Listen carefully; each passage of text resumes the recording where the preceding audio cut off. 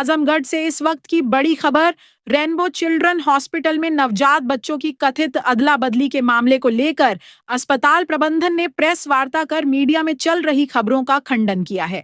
अस्पताल के प्रबंधक शशि पांडे ने कहा कि सोशल मीडिया और कुछ समाचार माध्यमों में जो खबरें चलाई गईं वे भ्रामक और निराधार हैं। उन्होंने बताया कि संवादहीनता की वजह से कुछ लोग गलतफहमी का शिकार हुए थे, जिसे तत्काल सुधार लिया गया। साथ ही परिजन भी अब पूरी तरह संतुष्ट हैं। इस मामले पर आईएमए के मीडिया प्रभारी डॉक्टर सुभाष सिंह ने कहा कि रेनबो चिल्ड्रन हॉस्पिटल में प्रसव नहीं कराया जाता, बल्कि यहां केवल बीमार बच्चों का इलाज होता है। संबंधित बच्चा बलिया से इलाज के लिए लाया गया था और परिजनों को अपने बच्चे की पूरी जानकारी थी।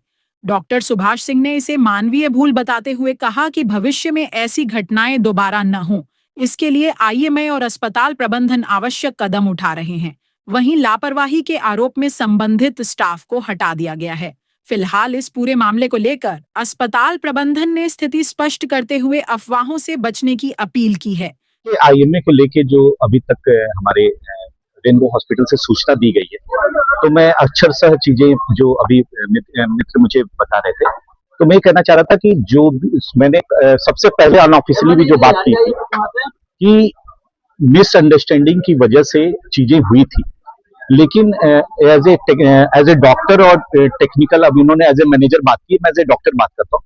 ये चीजें नहीं हुई थी कि टैग का मतलब ट्रीटमेंट के चार्ट चेंज हो गए।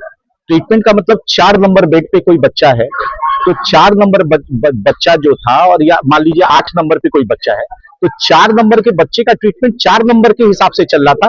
लेकिन जब हैंडओवर हुआ तो सबको ये पता था कि 4 नंबर वाला बच्चा इनका है या 8 नंबर वाला बच्चा इसका है।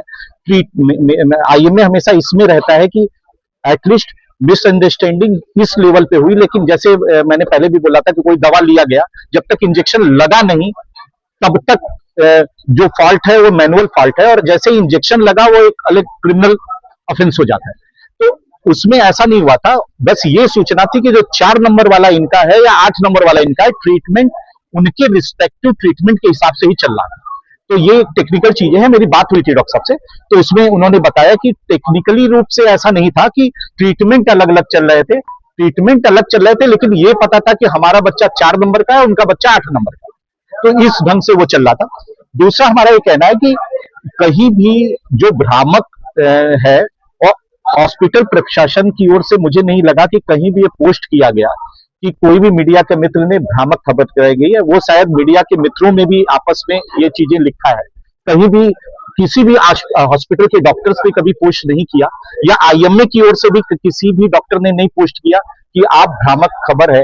और मैंने आते ही कहा कि हम भी ये नहीं कह रहे हैं कि किसी भी बंदे ने कोई गलत खबर चलाई है। उन परिस्थितियों में आया, उस समय परिजन अगर परेशान थे, उस समय की न्यूज अलग थी, और जैसे ही उनके परिजनों का सेटिस्फेक्शन हो गया कि ठीक है, चीजें कम से कम ट्रीटमेंट सही चला या बस चीजें जो रिप्लेस हुई थी वो हो गई, तो उसके बाद उनके भी अपने संतोष हो गए। अगर इतना असंतोष ट्रीटमेंट को लेकर होता तो उनका डेफिनेटली इससे ज्यादा भी होता है। कोई भी बच्चे के मामले में कंप्रोमाइज नहीं करता है, भले लोग कोई कहे कि कंप्रोमाइज करता है। वो ये कर सकता है कि जिस समय गुस्सा रहता है उस समय गुस्सा दिखाता है, जब चीजें सही हो जाती हैं तो आदमी भूल जाता है। जैसे आप रोड पे जाते हैं और कभी चोट किसी से लग जाता है, उस समय गुस्से में कह जाते हैं, लेकिन जब घर पे जाते हैं तो भूल जाते हैं उस बात।